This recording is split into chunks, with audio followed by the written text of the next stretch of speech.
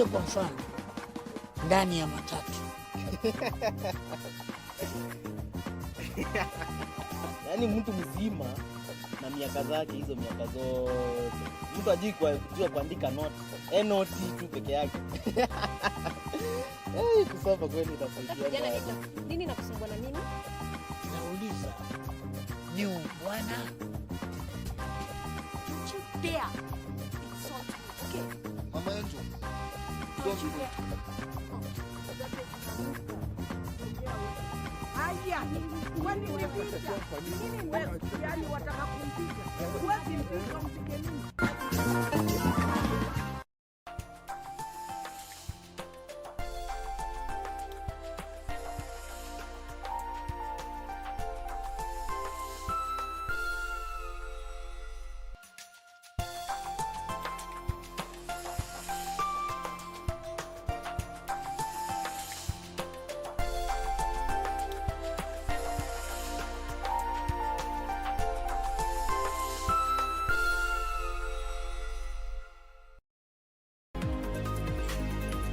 Life is uncertain. Even if your regular income has been affected, you can still talk to your insurance service provider and convert your policy to a paid-up policy. You will not be required to pay further premiums, and your insurer will still be liable for the benefits payable under this option. Now you know. IRA, promoting insurance, protecting the insured. The greatest rally in the world is back in Kenya. Catch all the action of WRC Safari Rally live and exclusive on KBC Channel 1 from 24th to 27th June. See the world's best drivers navigate their machines on Kenya's rough terrain at breakneck speeds. Experience the thrills, adrenaline, drama and excitement as man and machine do battle. Don't miss out. WRC Safari Rally, live and exclusive on KBC Channel 1, your true sports partner. Sasa, hii ng'ombe ni yako. Asante. Hii ng'ombe itatoa maziwa mengi kabisa. Sasa shida ya school fees imeisha. Jen, chukua hii. Hebu nikuulize, hii maneno unasikia ya bima ya elimu inaweza kuwa namna gani mtu anachukua? Process ya kuchukua insurance cover yote ni rahisi. Hata niko na cover ya gari yangu. Kwanza unajaza proposal form kama hii na uijaze wewe mwenyewe. Na kama haujui kusoma, uijaze na mtu unayemwamini. Hakikisha ile majibu umepatiana ni sahihi na ni ya kweli. Pia thibitisha insurance cover imeangalia maslahi yako. Na usiwahi sign proposal form ambayo haijaandikwa kitu chochote. Pia ukumbuke kujitolea photocopy yako. Sasa wacha nianze hiyo process. By the way, ukisubmit hiyo proposal form, uhakikishe umepatiwa policy document. Uisome na uielewe. Hiyo ndio thibitisho ya kuwa una bima. Asante sana. Ujumbe huu umeletwa kwako na IRA.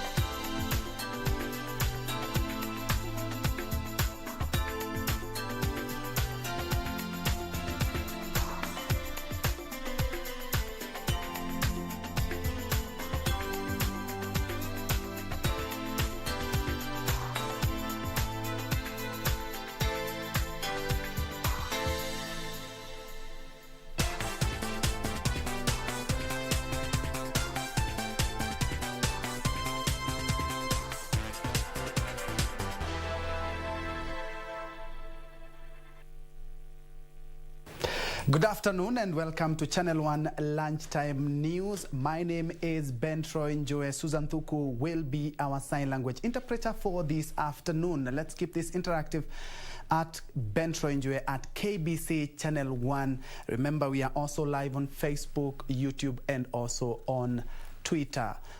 Well, straight to the news. Controversy has arisen over the allocation of stalls at the newly created and built multi-million shillings Ngong market ahead of its official opening this week. The ultra-modern market, that is a project funded by the World Bank through the Nairobi Metropolitan Services Improvement Program, is said to be the biggest modern market in East Africa.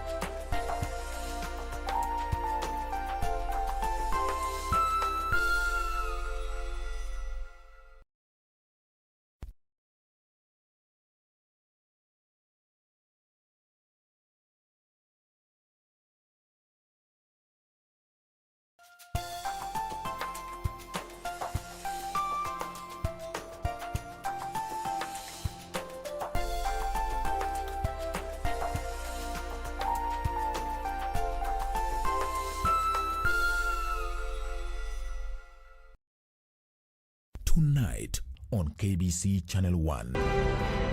Hello? Hizo container sita hizo zisiende ndani ya meli. Baba, tangu lini baba uko na container baba? Container gani ambazo za kuwa na wewe baba? Hatuna container sisi, hata hotpot nyumbani hatuna baba. Kwani dada kuna nini hapa? Kazi mwanangu aliyosomea ni the Dobby and the Beautiful. The Dobby and the Beautiful. Huwa moto mwingi. Huwa moto? Mimi hata nishafanya kazi na babake Michael Jackson. Next on. Kuna mashakili mengi katika dunia hii, atuondole. Kuna COVID-19 ya corona, ndo hiyo. Kuna shida, kuna maradhi, pesa imekosekana, maisha yamekuwa ni magumu, kila mmoja analia. Wafanya biashara wanalia, wafanya kazi wanalia, watoto ndo hawa. Alhasil ni na Mwenyezi Mungu Subhanahu wa Ta'ala ndo mwenye kutoa riziki.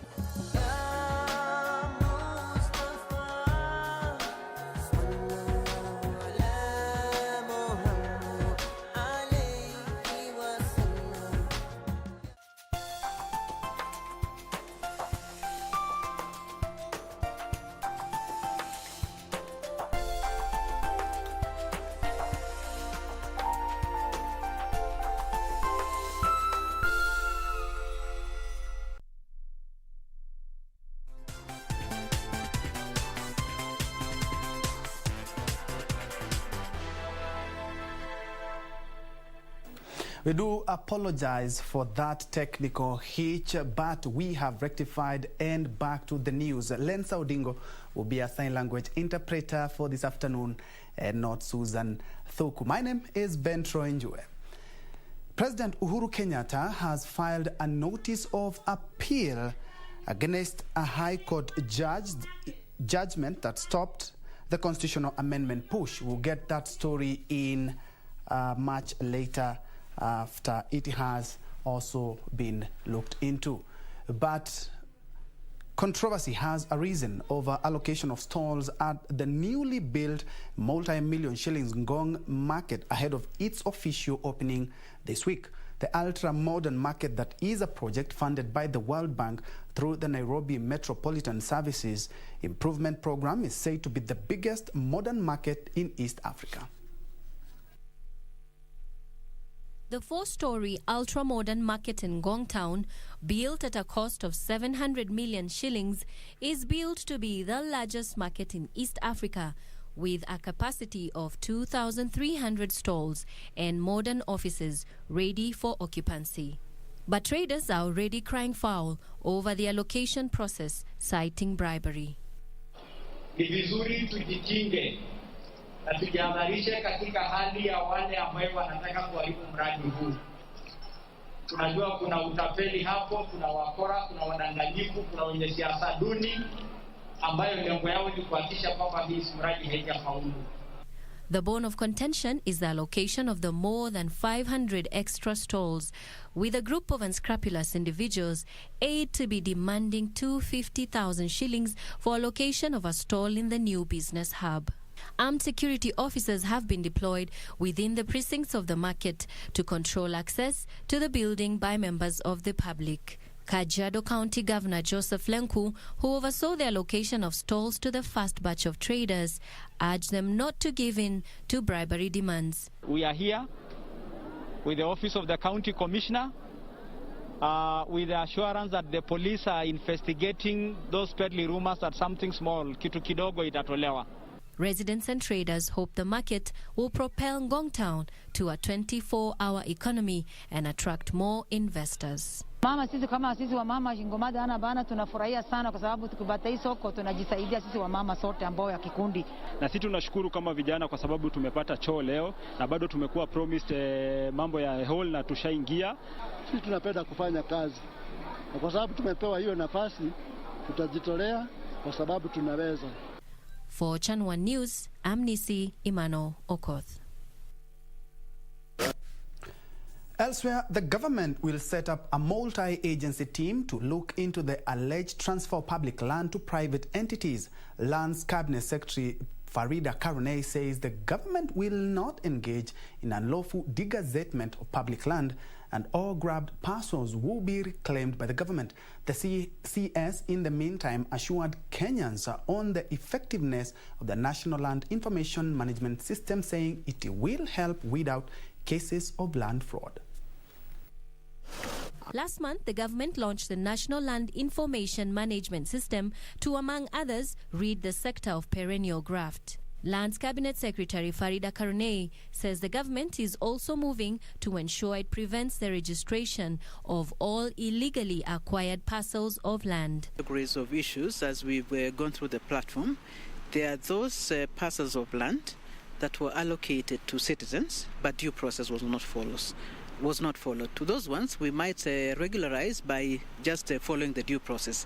In some cases, there's been outright theft of public land. Those ones, a different process will ensue to ensure that the asset is restored to the public. So depending on what the issue is, we are setting up a multi-agency team to help us look through all these issues regarding public land and advise the government what is the best way forward. Because as you know, Edward, you cannot implement the law by breaking the law. So even as we want to recover these public lands, we have to follow due process. We can't wake up one day and restore all the public lands to the public without following due process. We'll create chaos. So we are developing a framework to allow us to interrogate in each specific case what happened and how can we then resolve it. Karunei says the ongoing digitization of the land registry will bring some much-needed safety to many Kenyans who are in need of indelible land records. The platform itself as a system is very good. It's one of the best systems in government. It is a very robust system, very secure system, and built to address the specific challenges of land in Kenya. However, we have serious gaps in data because, as you know from our history, there's been a lot of theft of records, loss of records, some fraudulent activities.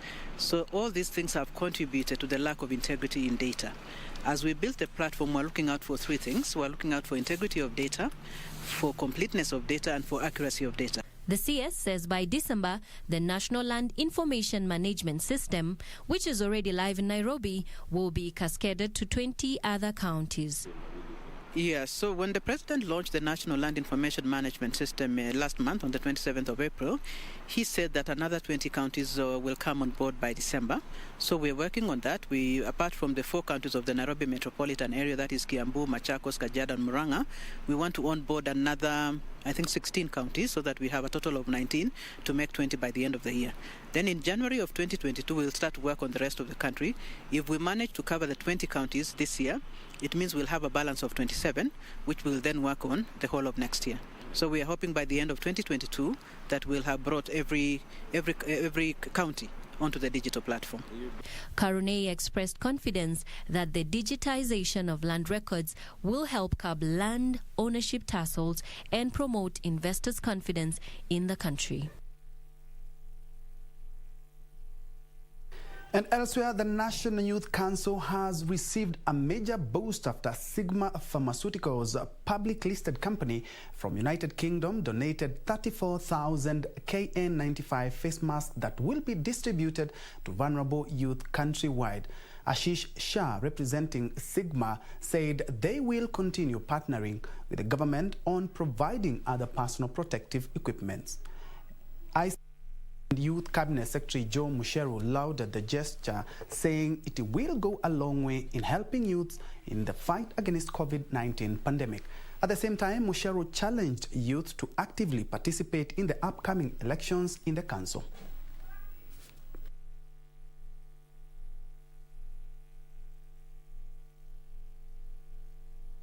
Youth are well protected. The informal sector that can help. They can be educated well so that we can fight this COVID-19 together. Then we are saying young people, as they continue with their daily hustles, they need to be equipped with the masks so that then they can continue earning their livelihood, especially the informal group that Waziri is very passionate in terms of equipping them and protecting them during this COVID-19. Youth and the government, I want to really thank Sigma Pharmaceutical for taking the initiative to now provide over 34,000 masks for our young people here in the country, get this council in place. So I just want to let the youth know that we are going to have the youth council put in place as quickly as possible so that they can be ready to take advantage of the opportunities that lie ahead.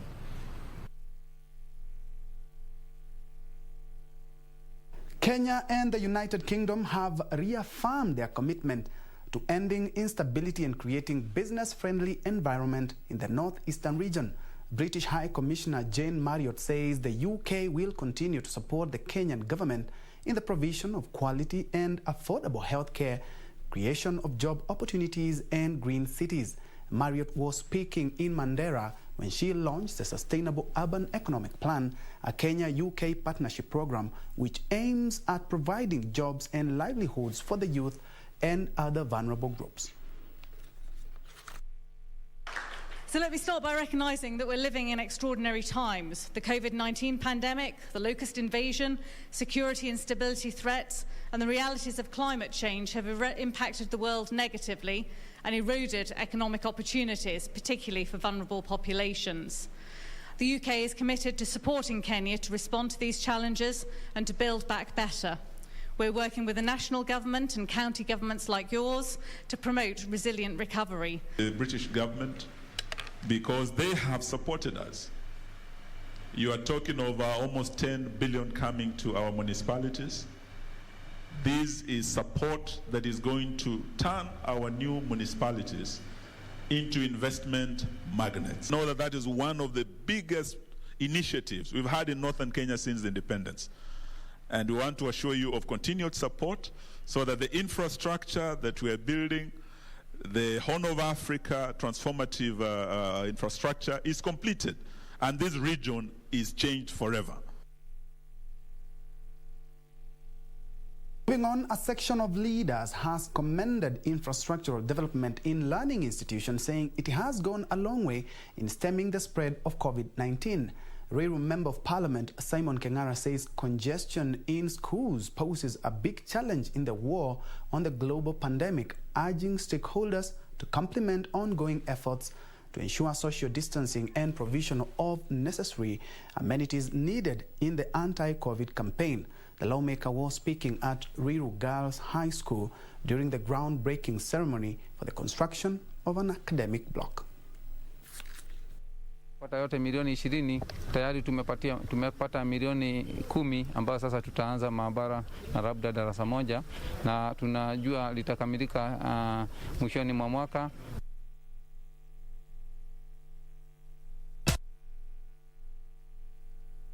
At about 16 minutes past the hour, we are taking our first break. When we come back, more local news, business and sports.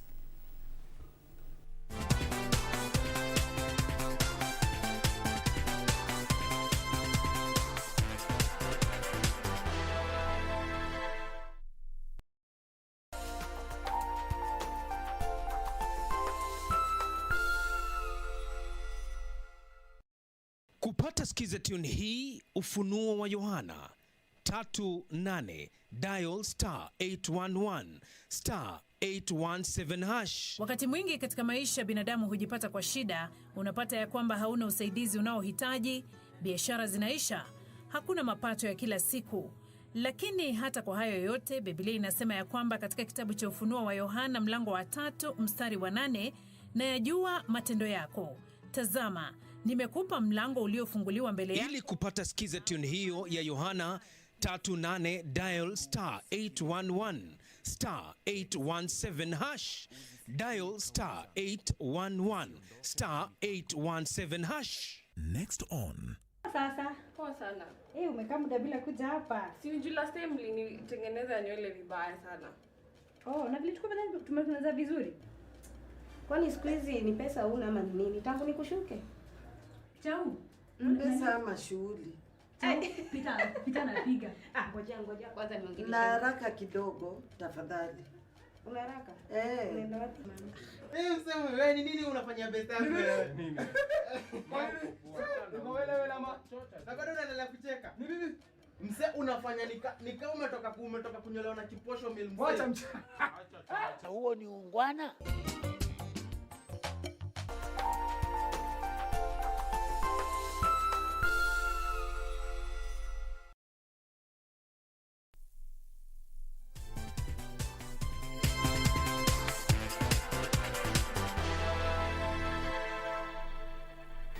Welcome back. Let's now focus on county money matters, where county governments have been underperforming in collection of own source revenue for the last 6 years. According to a report launched by the Commission on Revenue Allocation that focused on counties' efforts towards revenue mobilization, most counties raise less than 40% of their estimated revenue potential annually.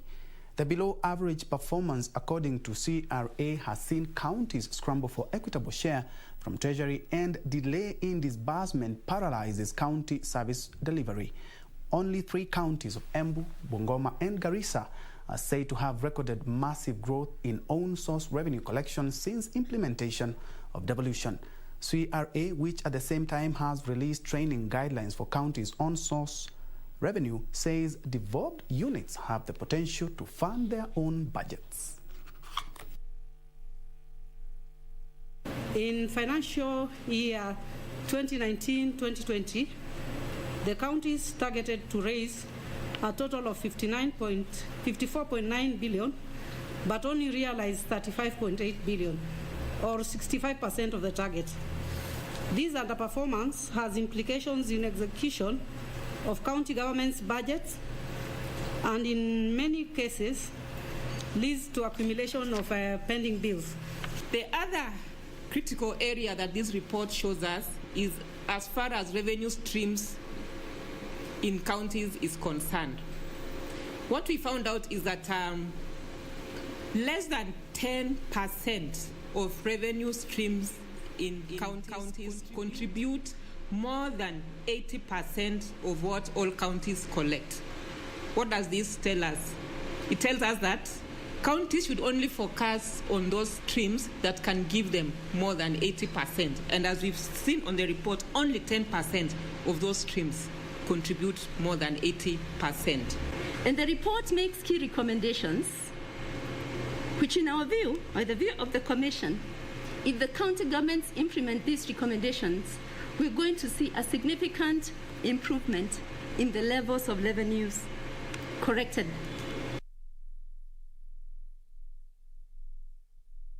Over 100 workers at the Machakos Level 5 hospital have downed their tools, demanding payment arrears. The workers say they have gone for 5 months without salary, despite the hospital having remitted the said payment to their employer. Cleaning services were temporarily halted at the Machakos Level 5 hospital after janitors held protests demanding their wages. Disemba wakakataa kutulipa mpaka Mei mwaka huu. Na ndio kitambo tufike Mei hapo katikati ndio tuliambiana sasa tunaangalia wapi na tunafanya nini, maana hatulipwi. Watu hawakuji kutuambia chochote, hawakuji kukusanya wafanyikazi wawaelezee shida iko wapi ya mshahara, ni kunyamaza. tutafanya kazi mpaka lini? Ndio tukaamua tugome. The 117 workers said their employer has failed to address their plight despite the hospital's effort to ensure timely remittance of their payments. Kwa leba tukawaeleza shida yetu, wakatuambia tungoje siku 2. Hiyo ni kutoka tarehe 7 mwezi wa 5. Wakatuambia tungoje. Sasa tukangojea na jana tukarudi huko tena. Wakatuambia tuliambiwa turudi kazi na tumekataa. Kwa hivyo kila mtu ashughulike na maisha yake. Response from the contractor was not immediately available, with the workers urging the county government to intervene in the matter. Sasa tulikuwa tunataka kujua kutoka kwa gavana wetu Mutua, sisi tulimchagua, sisi tutasaidika nini? Ni sisi kama wamama tumetoka nyumbani kwa sababu ya shida za nyumba zetu. Sasa vile tumetoka nyumbani tukuje kufanya kazi, hiyo kazi haitufai chochote. Meanwhile, the Maendeleo ya Wanawake organization has moved to streamline its operation in Machakos County. The organization chairperson Raha Muyu says the move has been occasioned by the urgent need to provide women in the area with employment opportunities. We need laws to guard women. We also understand there are girls who have left homes, got married, and maybe parted or got divorced, and they need a share in a family. But that does not mean replacing a woman who has also been in a family for so many years. So we need to clarify some of these things. We are very sensitive as men, but we don't want this thing mixed up.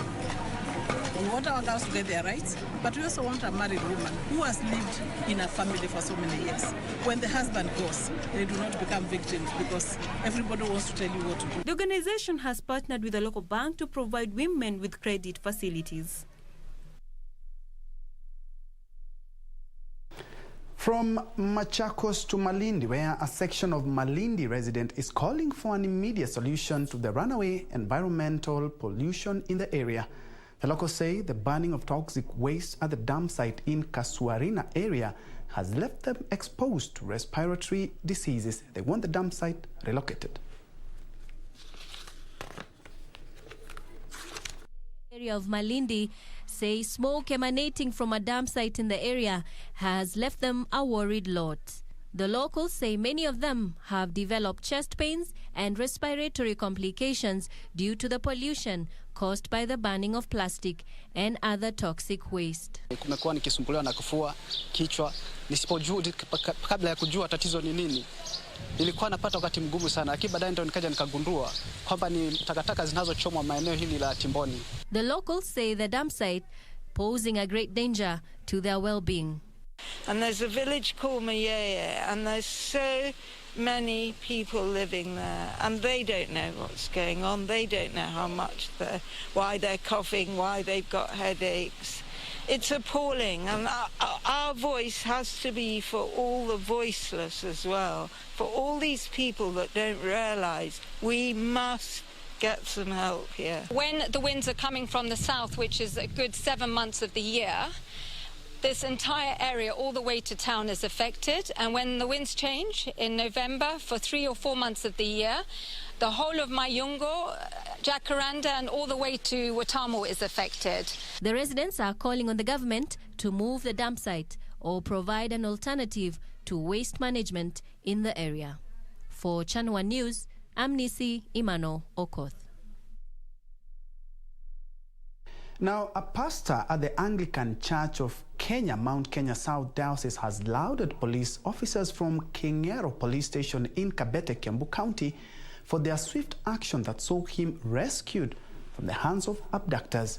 Reverend John Ndinguri Shege was kidnapped last week, and the rescue mission was successfully executed after the officers tracked his phone, which led them to where he was being held. Three criminals were gunned down in the process. Bishop Charles Mutu of the Anglican Church of Kenya, Mount Kenya South Diocese, thanked residents for working closely with security officers to curb crime in the area. 6 hours walimuokoa.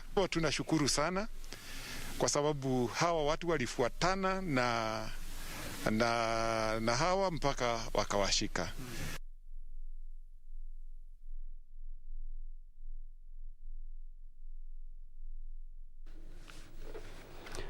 And at about 26 minutes past the hour, we are taking another break. But before then, let me appreciate Honorite Christopher watching live from Mombasa. Chelsea Kevin, you're watching from Jericho with your family.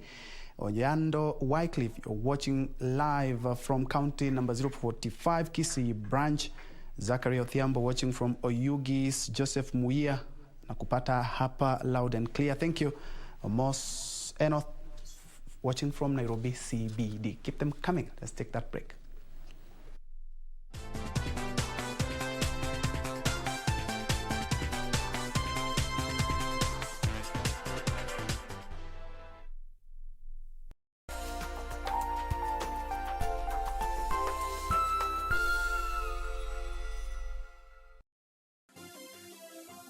Vera Beauty College. Vera Beauty and Fashion College, with branches in Nairobi, Eldoret, Thika, and Meru. Did you know that we are a TVET-approved institution? We offer courses in fashion design, interior design in soft furnishing, event decoration, flower arrangement, event planning, hairdressing, barbering and dreadlocks, beauty therapy, makeup, nail technology, spa massages, teaching skills, TOT, solo business management, and many more. Register now and visit our website on www.verabeautycollege.com.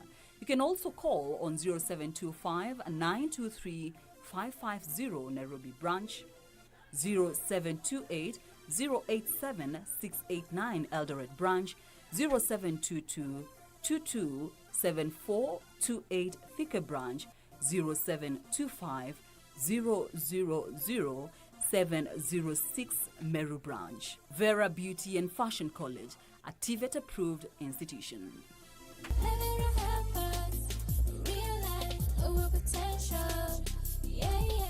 Je, umeomoka? Kama hujaomoka kwenye QuickBin ndio mambo yote. Hapa tuko na fridge, kodi yake ni CM.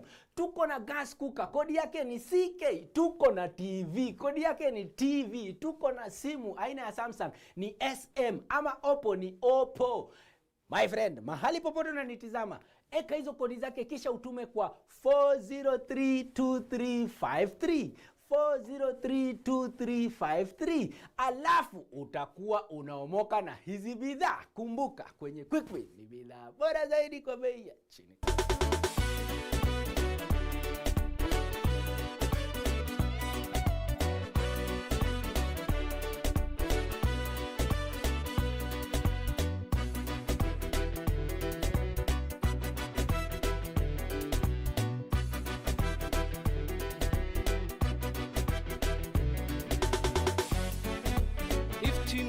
FM ilayska umada.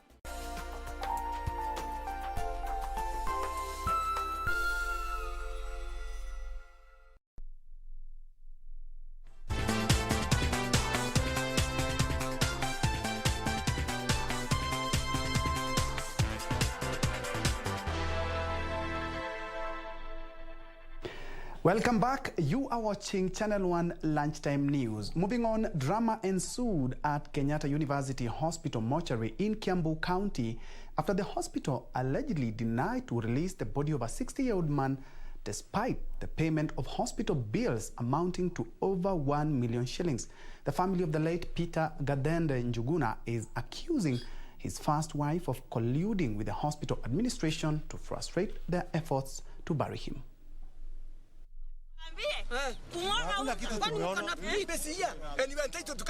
Mona Zued turned up to collect the body of Peter Gathende Njuguna, the Kenyatta University Hospital mortuary in Kiambu County, who were left in distress after the hospital allegedly denied them access to the morgue. The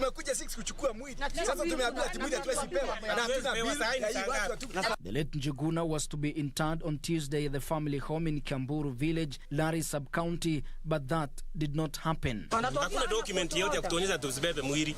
Mwenye akona barua yenye kutoa mwili hapa ako. Mwenye alileta mgonjwa. Na mwenye alileta yako sio hata mabibi. Unaingilia wapi? Maiti ibaki. Watueleze sababu moja ya kwa nini hawatupei mwili. Led by Nancy Mudhoni Njuguna, mother to the deceased, the family accused the first wife of the late Njuguna of colluding with the hospital administration to frustrate them. The late Njuguna, who died after a long illness, reportedly had 2 wives who were living separately. Ben Chumba, reporting for Channel 1 News. And in business, China has overtaken Germany to become United Kingdom's biggest single import market for the first time since records began.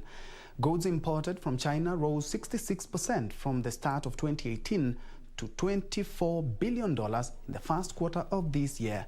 Here are the details of this and other stories in our International Business Roundup. Imports from Germany fell by a quarter to £12.5 billion in the first quarter of this year.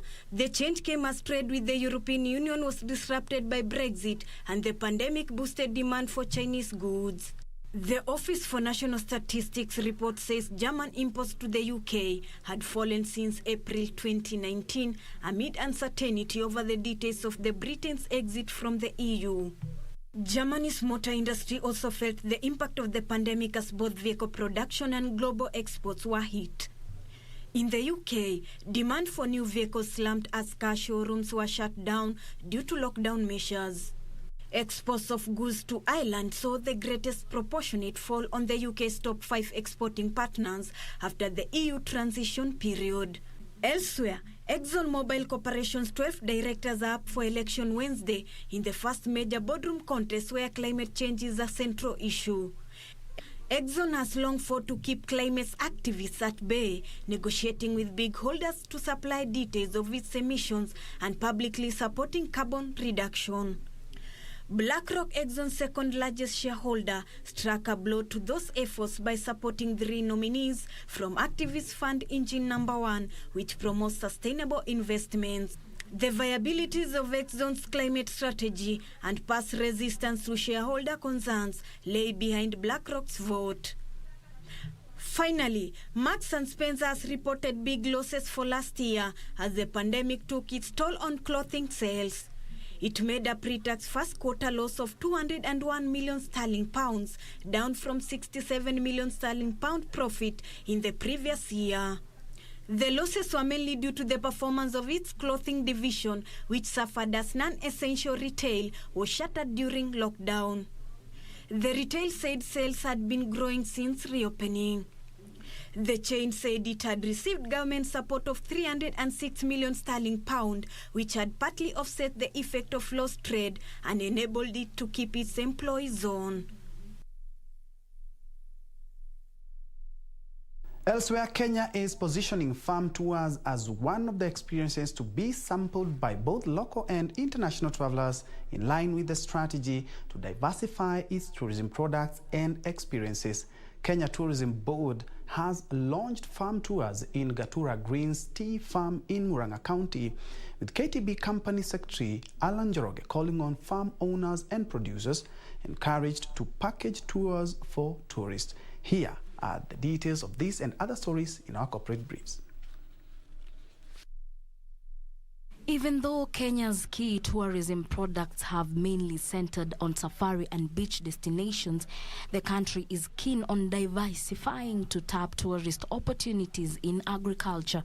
Kenya Tourism Board has rolled out promotional programs to position the county for agritourism, with tea, flowers, and coffee leading the pack of farm tours to be showcased.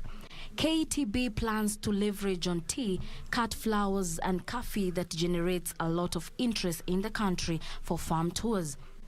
Meanwhile, Starehe Boys Center has benefited from support from Novozymes aimed at enhancing science, technology, engineering, and mathematics STEM learning.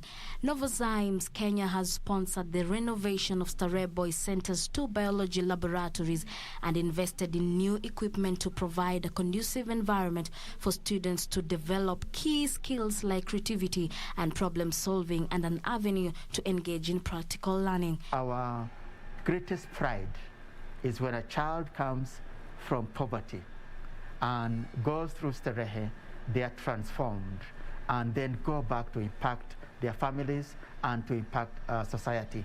Finally, Flight Safety International -8 400 stimulator housed at Kenya Airways Pride Center is operational, with Jumbo Jet as the anchor user.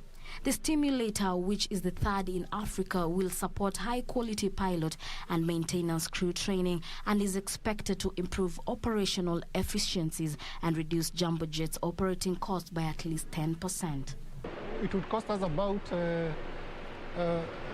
this includes, because it used to be about $400 per hour. You do about 4 hours, and on top of that, you have your hotel costs, you have the travel costs. So, in essence, you'd find it coming to about 800 per session.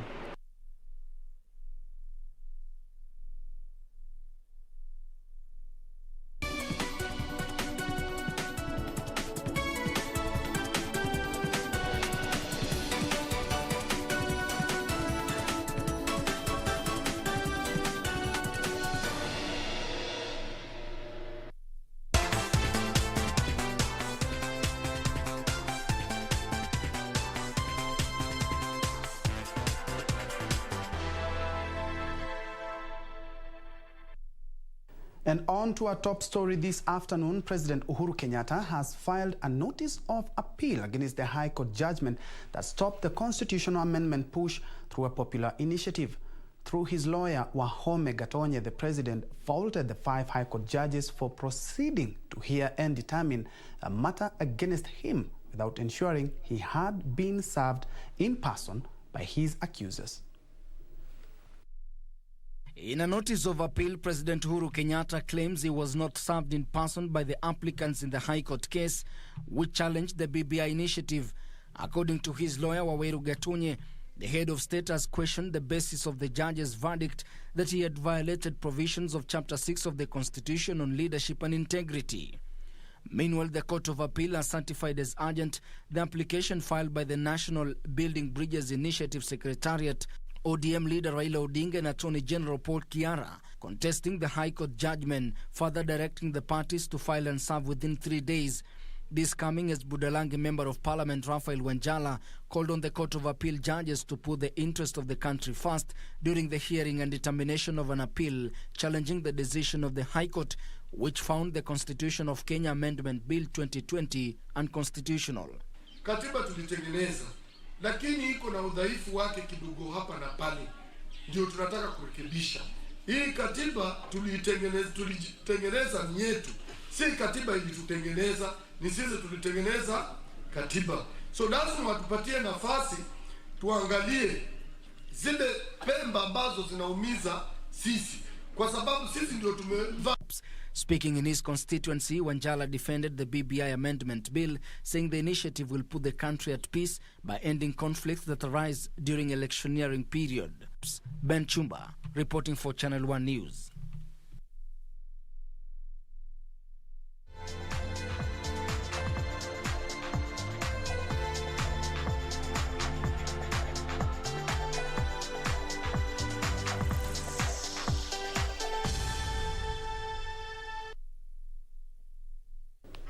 It's time to play, and we begin with the match that is being awaited with bated breath, where Manchester United will play Spanish side Villarreal in the final of this season's Europa League tonight in Poland. United reached the final after beating Roma in a 2-legged semi-finals, while Villarreal did the same against Arsenal. There are plans for 2,000 fans of each club to be present at the final. Ole Gunnar Solskjaer says a Manchester United win over Villarreal in the Europa League final tonight in Poland could be a stepping stone for a big future. I've got enough self-belief, whatever circumstances I've been in. Quietly confident, as I've always said. Trusting the players. These players are ready for this, and that's the main thing. I've seen in them something growing inside of them, more and more confident, more and more robust, resilient to setbacks, and as a group, I'm confident that we're ready for this now. Solskjaer, a Champions League winner with United as a player, has yet to win a trophy since taking charge of the club in 2018-2019. United have not won a major trophy for 4 years, but Solskjaer says he was confident of beating Villarreal, who finished 7th in the Spanish La Liga. Solskjaer is without Anthony Martial and Phil Jones because of knee injuries. We trust our coach. The team is confident, as I said before. We trust ourselves. We know what we have to do. We work for an entire season together. This is our moment to enjoy this final and try to do our best. And while Solskjaer is contesting only his second final in his managerial career, having won the 2013 Norwegian Cup with Molde, opposite number Unai Emery has won the Europa League 3 times. Villarreal's former Arsenal boss guided Sevilla to victory in the competition in 2014, 2015 and 2016. Emery could become the first manager to win the competition 4 times. He also reached the 2019 final with Arsenal and is aiming to deliver a first major trophy in Villarreal's 98-year history. Villarreal, who beat Arsenal in the semi-final, are unbeaten in European competition this season, winning 12 times and drawing twice. There are plans for 2,000 fans of each club to be present at the final. 30 minutes extra time will be played if the scores are level after 90 minutes. The final will be decided by a penalty shootout if the scores are still level after 120 minutes. 3 days after this match, Manchester City and Chelsea will meet in the final of the Champions League.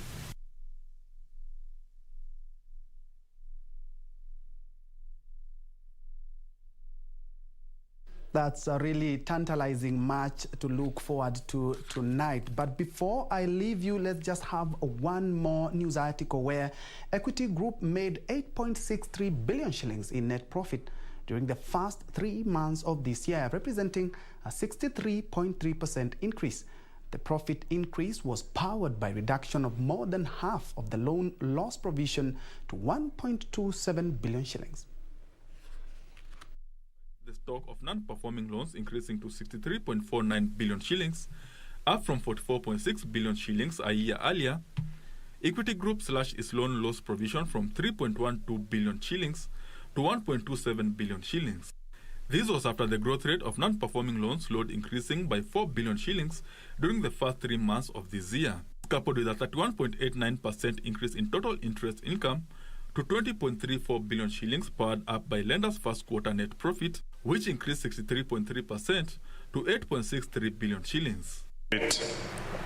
Before tax have grown by 67% and profit after tax by 64%. He says that 1% of the lender's loan book that represent 171 billion shillings was restructured due to the adverse effect of COVID-19 pandemic. Of this, 5 billion shillings has been fully repaid, while customers with 66 billion shillings are expected to resume repayment by September this year. Mwangi says the group is targeting to make 40% of its revenue from regional subsidiaries, including DRC, where it recently launched ability to tap and mine a concentrated population makes the DRC very, very attractive to us. And it even becomes more attractive when one's imagine that it's skewed to joining the East African community. Benson Rioba reporting for Channel 1 Business. And on that profitable note, we wrap up Channel 1 Lunchtime News. Thank you so much for watching. Remember, for this and much, much more, www.kbc.co.ke is our website, plus all our social media platform. Thank you again for watching. My name is Ben Troy Njue. Lensa Odingo has been our sign language interpreter. Good afternoon.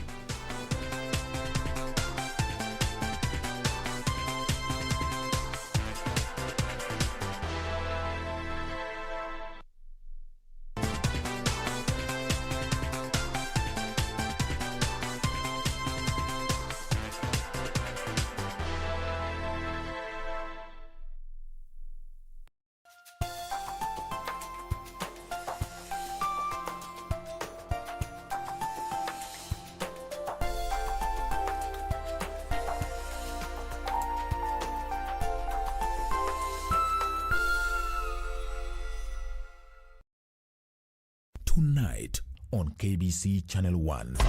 Because of the color of our skin, they're just killing us, killing us, killing us. Tell me, will we ever win? I got you, yeah, forever and ever. Riddle me this, riddle me that, sing to me in the sheet. More than just a pretty girl, woman of my dreams, you are for me world. You are more than just a pretty girl. You know I give it to you only. You know you want this.